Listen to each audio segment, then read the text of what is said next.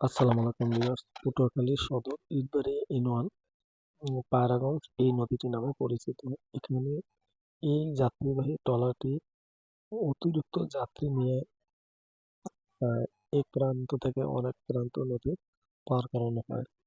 এখানে প্রশ্ন হলো, এই যাত্রী সাধারণ মানুষের এদের নিরাপত্তা নেই।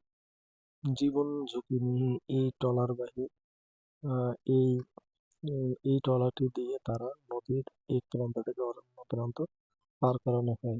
অতিরিক্ত যাত্রী, অতিরিক্ত গাড়ি নিয়ে, অতিরিক্ত লোড নিয়ে এই ট্রলারটি পারানো হয়। সামনে মৌসুম, বর্ষা মৌসুম। মৌসুমের নদীর পানি এতটা ভয়ঙ্কর হয়, মানুষের জীবন যাত্রা ঝুঁকিপূর্ণ হয়ে দাঁড়ায়।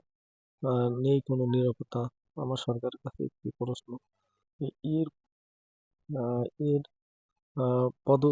পদক্ষেপটা কি হবে আগামী এই মানুষের নিরাপত্তার জন্য?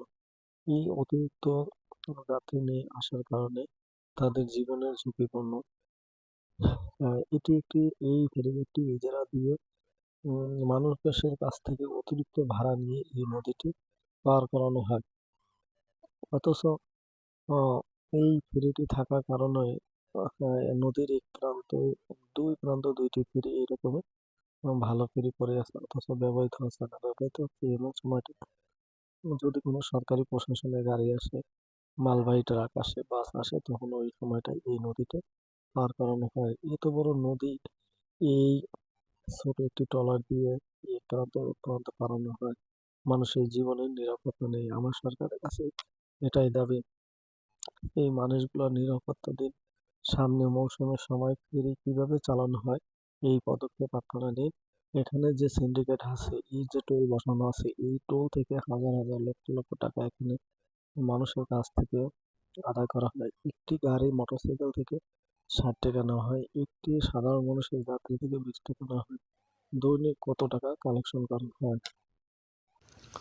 প্রিয় ভিউয়ার্স, আপনারা যদি এটি সিন্ডিকেট মনে করেন, এটি সাধারণ মানুষের সমস্যা মনে করেন, তাহলে অবশ্যই আপনারা এই ভিডিওটি লাইক, কমেন্ট, শেয়ার করবেন। কমসে কম কমসে কম এই ভিডিওটি লাইক, কমেন্ট, শেয়ার 10,000 হলে আমরা এই সিন্ডিকেট ভাঙতে পারবো, এটির ব্যবস্থা নিতে পারবো।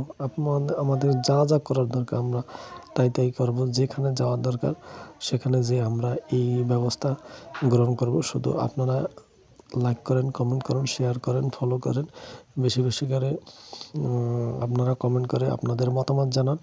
এটি যদি আপনাদের সমস্যা মনে হয়, সিন্ডিকেট মনে হয়, এই সিন্ডিকেট চক্র যুগ যুগ ধরে এই পারাগণ ধরে প্রচলন করা হয়েছে। সাধারণ মানুষের জীবনযাত্রার নিরাপত্তা, অতিরিক্ত ভাড়া, এইসব সিন্ডিকেট থেকে এড়াতে হলে আমরা এটি দ্রুত ব্যবস্থা নেব।